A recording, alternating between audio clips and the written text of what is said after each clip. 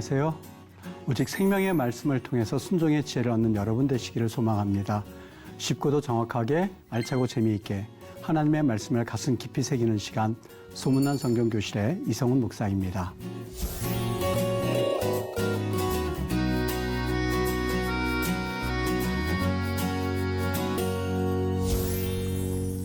여러분, 지난 시간에 나눈 내용 기억하시나요? 우리가 노뱀의 비밀에 대해서 말씀을 나누었는데요.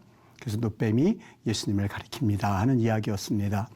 이어서 오늘 여러분과 나눌 이야기는요, 메시아의 예언이라는 제목을 가지고 하나님의 말씀을 나누겠습니다.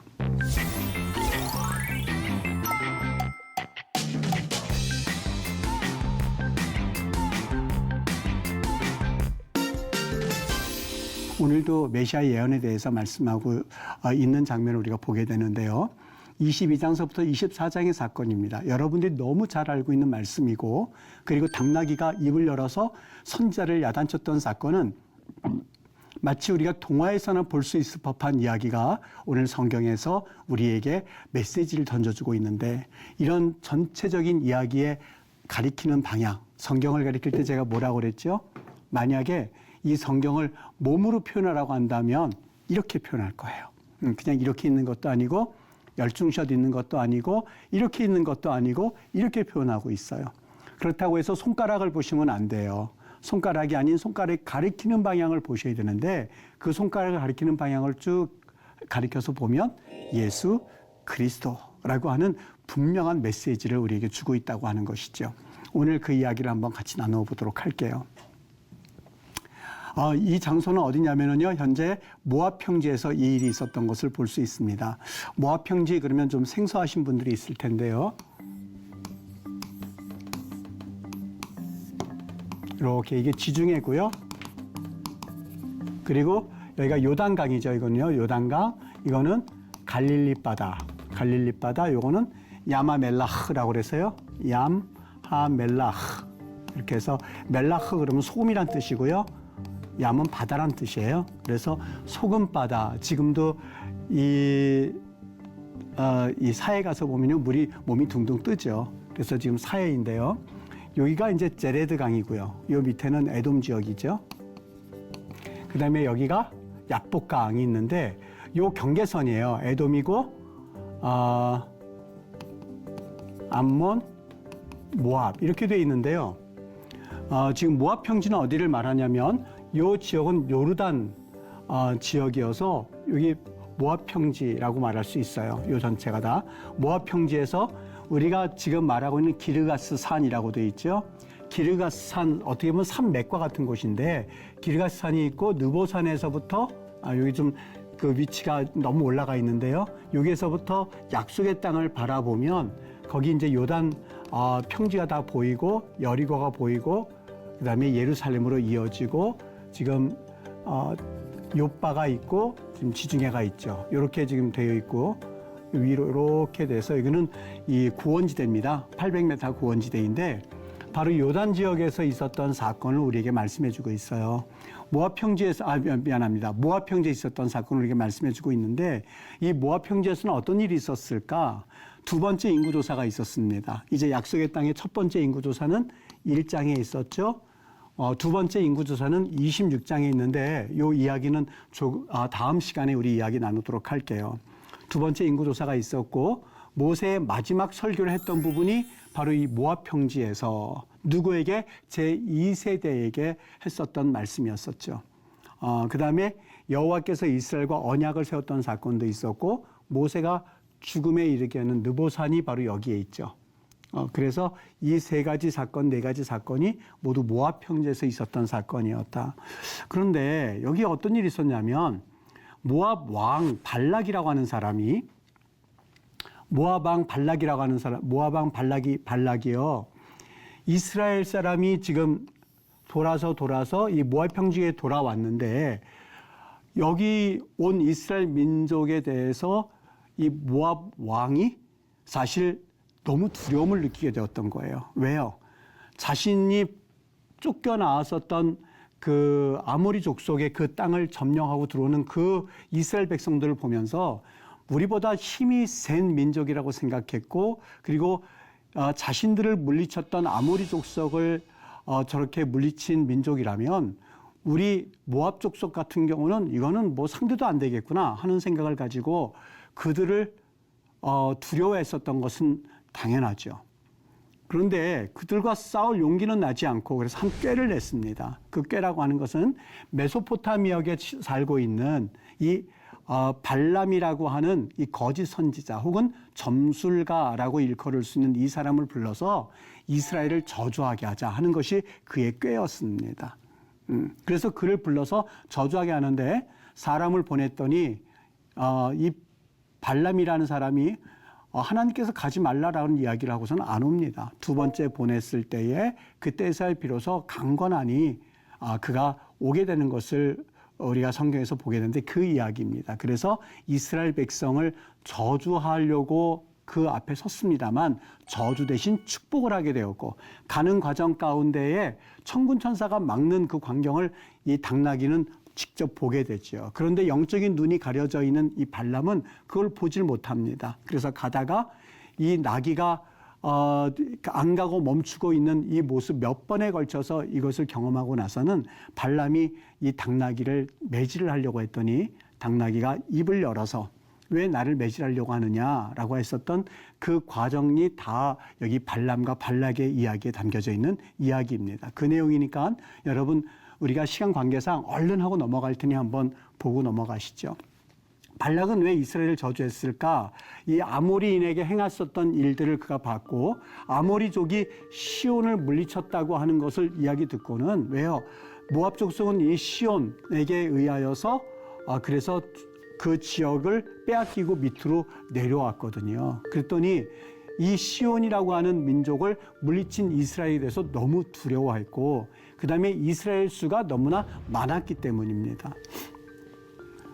여기 민수기 22장 5절에 보면 그가 사신을 부올의 아들 발람의 고향인 강가 부돌에 보내어 발람을 부르게 하여 이르되 보라 한 민족이 애굽에서 나왔는데 그들이 지면에 덮여서 우리 맞은편에 거주하였다라고 하면서 지금 상황 설명을 합니다. 그런데 그 상황에서 애굽에서 나왔다 야자란 말도 있고 거주하였다 요쉐브거든요. 그래서 거주민들 했을 때에 요슈빔이란 말을 그래서 쓰는데 세브가 아니고 쉐란 말을 씁니다. 여기 점이 여기에 붙었을 때는 그래서 요쉐브 이렇게 읽는데 그들이 애굽에서 나왔다는 것도 문제될 것이 없어요. 거주했다는 것도 문제될 것이 없어요. 똑같이 지면에 덮였다 많았다는 거 알고 있는 얘기 아니겠습니까? 그런데 여기 키사 그래서 요거는 PL 형태를 쓰고 있거든요. 그게 무슨 말입니까? 이스라엘 이 히브리 언어에서요. 그냥 칼 동사, 일반적인 동사를 쓰는 거는 그냥 우리가 그러려니 합니다. 근데 PL 동사를 쓸 때 이 PL 동사 형태예요. 동사 그 히브리 언어에 나와 있는 독특한 형태인데요. 이 형태를 써서 표현하면 이렇습니다. 이를테면 어떤 사람을 예를 들어서 죽였다라고 표현할 때요. 그걸 PL 동사로 바꾸어서 죽였다는 말을 PL 동사로 바꾸어서 이걸 변형해서 쓰면은 그 단어는 그냥 점 하나 차이로 어떻게 변하게 되면 죽이긴 죽이되 잔인하게 살해했다는 이야기가 됩니다. 그러니까 여기 그들이 지면에 덮였다는 말을 PL 동사를 썼거든요. 무슨 뜻일까? 여러분이 한번 해석해 보시죠. 그들이 새카맣게 땅을 덮였습니다. 이 소리입니다. 아주 강조하기 위한 겁니다. 그들이 애굽에서 나온 거 no problem이에요. 정말 문제될 게 없어요. 거주하였다? 정말 문제될 게 없어요. 그런데 문제가 뭐예요? 그들이 많은데 얼마나 많으면 그 땅을 가득 아주 새카맣게 몰려든 것을 표현하기 위해서 지면에 덮였다 PL 형태로 썼어요. 히브리 언어에서 여러분 제가 종종 이거는 PL 형태입니다. 그렇게 얘기를 하면 여러분들이 이젠 저절로 이해하셨으면 좋겠어요. 저거는 강조형이구나. 그냥 일반적인 단어를 말할 때 그 표현보다도 아주 강하게 표현하기 위해서 썼구나. 이렇게 이해를 하시면 됩니다. 그래서 강조의 의미인데 여러분 발락에게는 이것이 두려운 그러한 사건이었습니다만 이스라엘 민족에게는 어떤 사건이었을까요? 하나님께서 내가 너희 민족을 하늘의 별들처럼 땅의 모래처럼 많아지게 할 거야. 약속의 성취였었어요. 여러분 또 한 가지, 그들은 지금 광야에서 숱하게 사람들이 죽었습니다. 하나님께서 그 14장 민수기 14장 사건을 기점으로 해서 20세 이상은 다 죽을 거야 라고 하면서 그들 광야에서 어떤 일이 일어날 것이라고 하는 것을 이미 말씀해 주셨어요. 정말 많은 사람들이 죽었어요. 여러분 그런데도 여기 모압 땅에 왔을 때 어떻게 했다고요? 키사 새카맣게 있었다고요. 무슨 뜻일까요? 여러분 인간은 실패했다 한다 할지라도요, 하나님께서는 그에게 실패가 되지 않게 하시는 분이 우리 하나님이세요. 하나님을 믿어드리셨으면 좋겠어요. 하나님을 신뢰했으면 좋겠어요. 여러분이 실패했다고 생각하십니까?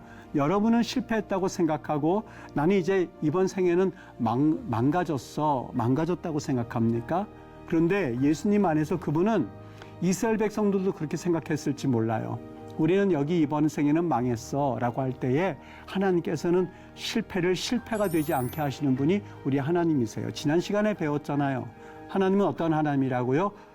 정말 우리를 용서하기를 기뻐하시는 분이세요. 그래서 붉은 암송아지도 그랬고 불뱀도 그렇고 하나님께서 어떻게 하면 쟤네들 용서해 줄까? 어떻게 하면 얘네들 용서해 줘서 내가 다시 회복시킬까 하는 것이 하나님의 관심이에요. 심판은요, 용서를 전제로 해서 하나님께서 하시는 거예요. 심판은요, 하나님께서 용서하기 위하여서 잠깐 하나님께서 지켜보고 계시는 또 하나의 징계로밖에는 생각하지 마십시오. 그것을 영원히 내가 멸망하기 위해서, 내가 망하기 위해서, 아니요, 그렇지 않아요. 하나님은 오늘 이 시간에 이 방송을 듣고 있는 여러분들도 용서하기를 원하시고, 여러분의 실패를 실패가 되지 않도록 하나님께서는 쉼 없이 오늘도 이 방송을 통해서 말씀하시는 것을 기억하실 수 있게 되기를 바라요. 여러분 이렇게 이제 발락을 쫓아서 가지 않습니까? 첫 번째 신탁을 하고요, 두 번째 또 예언을 하고요, 세 번째와 네 번째는 정확하게 분리는 안 됩니다만 그냥 편리상 구분해 버리죠. 세 번째 예언을 하고요, 네 번째 예언을 해요. 각각 지금 요거를 한번 찍어 두셨다가 여러분들이 보셨으면 좋겠는 게 첫 번째 예언, 두 번째 예언, 세 번째 예언, 네 번째 예언입니다. 그리고 중요한 내용들을 여기 이렇게 적어 두었으니까 여러분이 한번 참고를 하셨으면 좋겠어요. 그 다음에 1차 시도는 어디에서 했느냐? 바알의 신당 비스가산 일대, 2차 시도도 비스가산 일대, 조금 아까 말씀드렸던 그 산맥과 같은 산들입니다. 모압 땅에 있으니까는요, 이건 그렇게 크게 중요하게 보지 않으셔도 될 것 같아요. 3차 시도도 있었고요. 그 다음에 내용은 이렇습니다. 뭐 제단을 쌓고 그 다음에 모압 평지 전체가 보이는 곳에 가서 그가 이스라엘을 저주하려고 이렇게 딱 쓰거든요. 근데 여기 7제단을 쌓았다는 것 자체가 하나님께서는 제단을 여러 개 쌓기를 원하시는 하나님이 아니세요. 여러분 이제 신명기에 가서 보시면 우리가 아시겠지만 하나님께서 누누이 이스라엘 백성들을 강조하신 것이 있어요. 하나님이 택하신 하나의 제단. 그런데 여기 이 사람은 점술가였었어요. 우리가 이 발람을 보면서 혼동하시는 분들이 있는데 발람은 하나님의 선지자라고 볼 수 없는 사람이었었거든요. 그렇게 제단을 여러 개를 쌓으면서 이제 준비를 하는 거예요. 무슨 준비요? 그들을 저주할 준비를 하는 거예요. 여러분 발락은 누구일까? 발락은요, 하나님께서 여기 보십시오. 이 백성을 저주하라 내가 란 말이 있죠. 우선요, 민수기 22장 6절에 발람에게 하는 내용이에요. 우리보다 강하니 청하건대 와서 나를 위하여 이 백성을 저주하라. 혹 그들을 쳐서 내가 이겨서 이 땅에서 몰아내리라. 내가 몰아내리라. 그대가 복을 비는 자는 복을 받고 저주하는 자는 저주를 받을 줄을 내가 알미니라 라고 말하고 있어요. 나라는 말이 몇 번이나 들어가 있죠? 하나, 둘, 셋, 넷, 5번이요. 즉 이거는 발락 이렇게 표현하고 있습니다만 이것은 내 자신이 우상이 되어서 살아가는 사람들의 상징적인 모습을 이 발락이 보여주고 있습니다. 그 다음에 이 발람이 나 못 가요. 하나님께서 저들을 저주하지 말고 따라가지 말라고 그랬어요. 하나님이 축복한 사람들이에요. 그렇게 말했는데 그때에도 강권합니다. 뭐라고요? 거절당한 후에 발락이 다시 그들보다 더 높은 고관들을 더 많이 보내매. 여기 우리 국어 성경에 빠져 있는데 바요세프란 말이 있거든요. 사람들을 주섬주섬 모아요. 막 모아요. 그래서 어떻게 해요? 다시란 말이 있어요. 오드라고 해요. 오드. 그다음에 더 많이, 지금 많다라는 말 뜻인데요. 많다 이런 뜻인데 이번에 첫 번째 거절에 다시 이 발락이 사람들을 더 많이 보낸 거예요. 더 많이 보내서 당신이 원하는 대로 다 해줄 테니 어서 와서 이스라엘 백성들을 저주해 주세요 라고 말했던 거예요. 여기 배란 말이 있죠. 즉 그가 거절하자마자, 발람이 거절하자마자 깜짝 놀라서 연이어서 막 인간적인 방법을 강구하기 시작했던 거예요. 치밀했죠. 집요함을 나타내고 있죠. 여기 오드란 말과 그다음에 많다는 말 통해서 그가 얼마나 집요한 사람인지, 하나님의 말씀과 반대로 살아가는 그 방법에 대해서 얼마나 집요하게 노력하는 사람인가 하는 것을 우리가 볼 수 있어요. 인본주의적인 그런 대표적인 모습, 이것이 발락의 모습이었었어요. 그렇다면 발람은 누굴까? 여러분, 발람이 거절한 이후에 발람에게로 나아가서 그에게 이르되 십볼의 아들 발락의 말씀에 청하건대 아무 것에도 거리끼지 말고 내게로 오라. 그 다음에 하는 말을 들어보세요. 청하건대 거리끼지 말고 내게로 오라. 그런데 여기 나라는 말이 있어요. 나, please 이런 뜻입니다. 제발, 여기 청하건 대로 번역을 했는데요. 제발, 내가 이렇게 부탁하니 거절하지 말고 제발 오세요 라고 하면서 하나님이 원하지 않는 일에 대해서 최선을 다하는, 어떻게 보면 이방인의 모습을 볼 수가 있어요. 여러분, 이렇게 해서요, 발람도요, 지금 요거 한번 여러분 보시죠. 발람은요, 하나님의 선지가 아니었었어요. 돈을 좋아하는 북술가 혹은 점성가였었어요. 점성가. 하나님이 이렇게 절대로 가지 말라고 했음에도 불구하고 그 백성을 절대로 그들과 함께 가지 말고, 여기 로란 말이 있으니까 그 백성을 절대로 저주하지 말아라. 그들은 복을 받은 자들이니라 라고 하면서 그들을 축복했어요. 그런데도 그는 가요. 왜요? 돈 때문에. 이 욕심 때문에요. 그게 발람의 모습이었었어요. 여러분, 돈만 그렇겠습니까? 명예를 쫓아서 가는 크리스찬들, 그리고 학벌에 목숨을 걸고 가는 크리스찬들, 성공 위주로 쫓아가는 크리스찬들, 그것이 나쁘다는 게 아니에요. 여러분, 그것 때문에 우리 하나님이 명령하신 길을 놓친다면 마음 아픈 일이거든요. 여러분 보세요. 하나님께서 가지 말라고 했는데 그냥 따라갑니다. 그리고 나서 결국에는 당나귀를 통해서 교훈을 받죠. 당나귀가 그에게 말을 하면서 그를 훈계하는 것을 보게 됩니다. 뭘 볼 수가 있냐면 동물들도 하나님의 영을 볼 수 있고 영의 눈이 열려져 있거늘 자칭 선지자라고 일컫는 자는, 자칭이란 말이죠. 자칭 선지자라고 일컬었던 사람은 하나님의 말씀을 듣지도 깨달지도 못하는 아주 우매한 자를 오늘 당나귀의 대화를 통해서 우리에게 말씀해 주고 있어요. 그런데 조금 아까 이야기한 대로 1차, 2차, 3차, 4차에 걸쳐서 그를 저주하려고 했는데 자꾸 입에서 축복이 나가기 시작하는 거예요. 그런데 여러분 보세요. 첫 번째 축복, 두 번째 축복, 세 번째 축복, 네 번째 축복이 일어나는데 우린 여기에서 왜 22장서부터 24장에 발락과 발람의 이야기가, 이게 좀 뒤집혔는데요. 발락과 발람의 이야기가 여기에 나와야만 하는지에 대해서 한 번쯤은 생각해 보셔야 될 것 같아요. 지금 첫 번째, 두 번째, 세 번째, 네 번째 축복을 하는데 여러분 너무 놀라운 사건은 우리가 이거 하나하나 여러분들이 살펴보실 때 네 번째 축복에 무슨 말이 있는지 한번 들어보시죠. 이렇게 말합니다. 내가 그를 보아도 이때 일이 아니며, 이거는 이스라엘 백성들을 향하여서 저주하라고 부름받았던 발람이 강권적인 하나님께서 그에게 역사하셔서 그들을 축복하는 내용이에요. 어떤 축복인지. 내가 그를 보아도, 이게 누굴까? 그를 보아도 이때 일이 아니며 내가 그를 바라보아도 가까운 일이 아니리로다. 한 별이 야곱에게서 나오며 한 규가 이스라엘에게서 일어나서 모압을 이쪽에서 저쪽까지 쳐서 무찌르고 또 셋의 자식들을 다 멸하리로다. 이렇게 돼 있는데요. 지금 이 말의 의미를 보세요.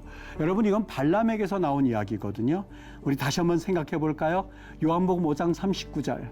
이 성경을 우리가 영생을 얻는 줄 알고 이 성경을 연구하거니와 이 성경은 누구를 증거하라고요? 내게 대하여 증언하는 것이라. 누군가를 가르치고 있거든요. 누구를 가리키고 있을까? 내가 그를 보아도 여기 그가 누굴까? 이때 일이 아니면 여기요. 로아따라고 하는 것은 지금 이 뜻입니다. 뭔가 급박하게 이루어질 것 같지만 지금 눈앞에 보이는 것만큼 그렇게 금방 일어날 일은 아니며 내가 그를 바라보아도 누구를 바라보는지 모르겠지만 그를 보아도 가까운 일이 아니며 로카로브라고 하는 것은 근처에 오다 이 뜻입니다. 오기는 오지만 막 현재 일어날 그 일은 아닙니다. 이 뜻이에요. 즉 이 말의 의미는요. 이렇게 생각하시면 됩니다. 예언적 이 사건이 일어날 그 일은 지금 당장 성취될 것 같습니다만 실제로는 그렇지 않습니다. 또 당대에 당대에 막 그 역사가 일어날 일처럼 보이지만 반드시 그렇지만은 않습니다. 이 성취의 시간은 아무도 알 수가 없어요. 이 일이 있고 나서부터 1400년 이후에 일어날 일이거든요. 그러니까 지금 예언을 해서 지금 당장 일어날 일은 아니지만 그 일들이 일어날 때에 하는 그 얘기입니다. 어떤 일이 일어날까? 여기 한 별이 야고보에서 나오며 코카브 그러거든요. 코카브. 야고보에서 나온다. 나라흐 이렇게 나오는데요. 여러분 이 말이 참 재밌습니다. 히브리 언어에서요. 일반적으로 그냥 이 쌍으로 쓰여지는 단어가 있어요. 이를테면 손 얘기할 때 우리는 손 그렇게 말할 수 있지만 히브리 언어는 손 이렇게 표현하지 않습니다. 손들 그럽니다. 야다임 그럽니다.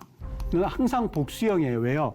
손 일반적으로 태어날 때 두 쪽 물론 그렇게 되지 않는 분들도 있습니다만 일반적으로 두 개 다 가지고 태어나지 않습니까? 그래서 손이라고 말하지 않고 손들이라고 표현하고 있습니다.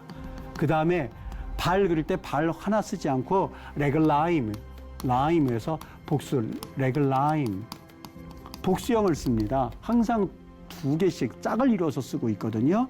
여기 코하브도 마찬가지입니다. 여러분 하늘의 별들이 하나가 되어 있습니까? 아니요. 별들을 보면 밤에 보면 시골에 가서 보면 얼마나 많은지 모릅니다. 항상 복수형으로 쓰여져 있거든요.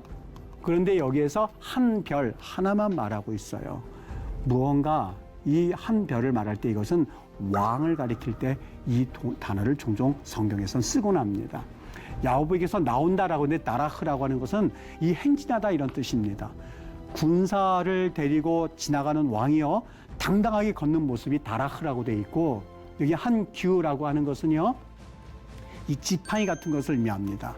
한 규가 이스라엘로부터 여기 벌떡 일어나서 지금 발락이 이스라엘을 저주하려고 하고 있는 이때에 이 말을 한번 상상해 보십시오. 야고보에서 나오며 한 규가 벌떡 일어난다. 그리고 모압을 이쪽에서부터 저쪽까지 물리칠 거다. 셋의 자식들을 다 멸할 것이다. 라고 하면서 벌떡 일어날 것을 예언하고 있어요. 그런데 지금 발락과 발람이 예언하고 있으니 이 왕이 일어나서 그래서 저들을 물리칠 것인가? 라고 생각하지 않게 되기를 바랍니다. 그렇게 급박하게 표현하고 있습니다만 지금 일어날 일은 아니에요. 앞으로 더더군다나 가까운 일도 아니에요. 먼 훗날 있을 얘기예요. 언제요? 1400년 이후에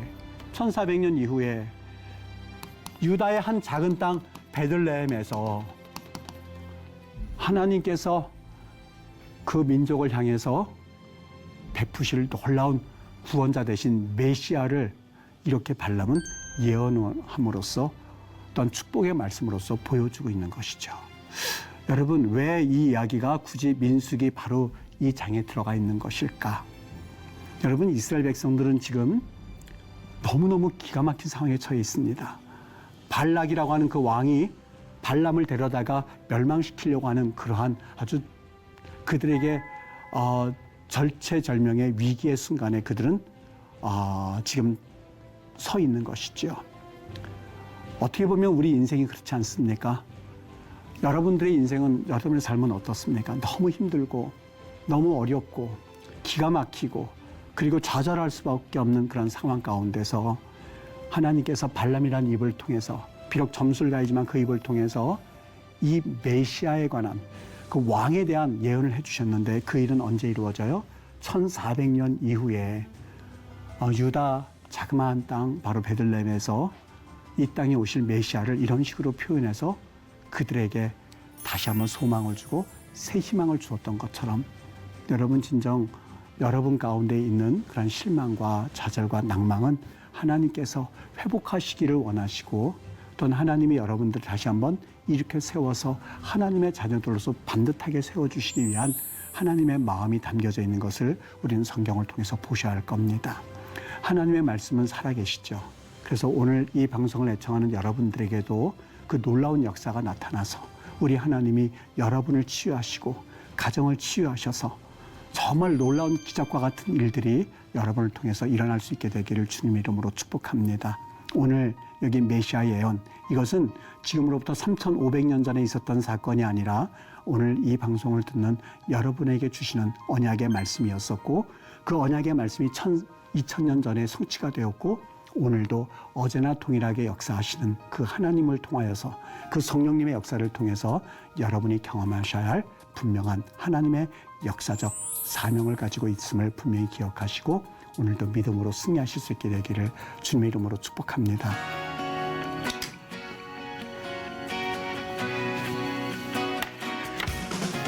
여러분 유익한 시간 되셨습니까? 오늘 수업은 유튜브를 통해서 다시 보실 수 있습니다. 복습하시면서 말씀의 은혜를 풍성하게 누리시기를 바랍니다. 우리 다음 시간에는요. 제2차 인구 계수를 통해서 우리 민수기의 말씀을 다시 한번 들여다보고자 합니다. 여러분 말씀과 동행하는 하루 보내시고 다음 시간에 반갑게 뵙도록 하겠습니다. 감사합니다.